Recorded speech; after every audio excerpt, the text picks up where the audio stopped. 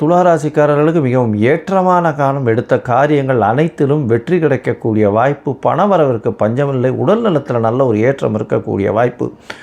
போட்டிகளில் வெற்றி, போட்டி தேர்வில் வெற்றி பெறக்கூடிய வாய்ப்புகள் நிச்சயமாக இருக்குது.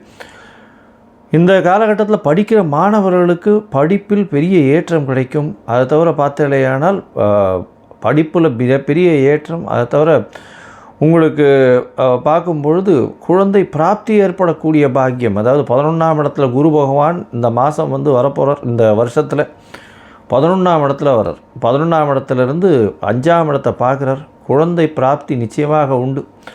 அது தவிர உங்களுக்கு திருமண பாக்கியத்தையும் ஏற்படுத்தி கொடுப்பார். துளாராசிக்காரர்களுக்கு அக்டோபருக்கு மேலே பார்த்தீங்கன்னா திருமண பாக்கியத்தை ஏற்படுத்தி கொடுக்கக்கூடிய வாய்ப்புகள் மிகவும் அதிகம்.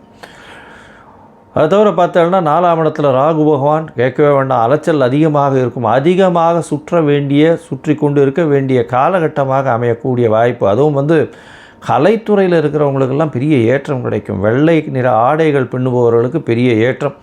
பால் பதனிடும் தொழில் செய்பவர்களுக்கு பெரிய ஏற்றம். பெரிய இந்த என்ன சொல்கிறது, அதாவது இந்த ஹைட்ரஜன் அந்த மாதிரியான கேஸ் சிலிண்டர்ஸ் அந்த மாதிரியான வியாபாரம் பண்ணுறவங்களுக்கெல்லாம் பெரிய மாற்றங்கள் ஏற்படும். இந்த காலகட்டத்தில் பார்த்தலையானால் உங்களுடைய ராசிக்கு துளாராசிக்காரர்களுக்கு ஒரு தடவையாவது ஸ்ரீரங்கம் போயிட்டு வாங்க.